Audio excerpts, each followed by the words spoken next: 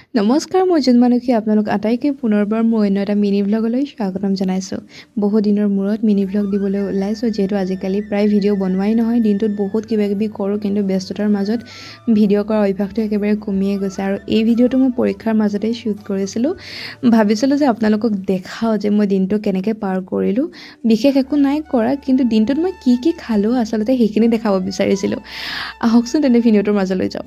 প্ৰথমতেই মই আনহেল্ডি হিচাপে দিনটোৰ আৰম্ভণি কৰিলোঁ। এয়া আছিলে একাপ গাখীৰ চাহ, লগত আছিলে পুৰি।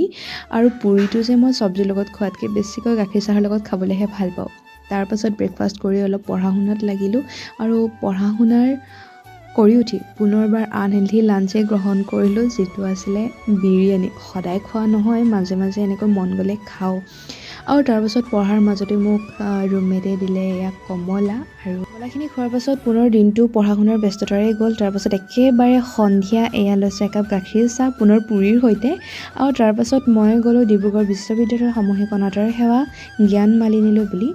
তাত ইণ্টাৰ্ণশ্বিপ যিহেতু কৰি আছোঁ, তাৰ বাবে গৈছিলোঁ। আৰু তাৰপাছত একেবাৰে শেষত এয়াৰ আমাৰ ছানডে স্পেচিয়েল ডিনাৰ পোলাও আৰু মাংস খাবলৈ খুব সোৱাদ হৈছিলে। গতিকে এনেকৈ মই এটা দিন পাৰ কৰিলোঁ। ভিডিঅ'টো চাই কেনেকুৱা পালে জনাবলৈ নাপাহৰিব। পুনৰ লগ পাম অন্য এটা ভিডিঅ'ত। আজিলৈ বাই বাই।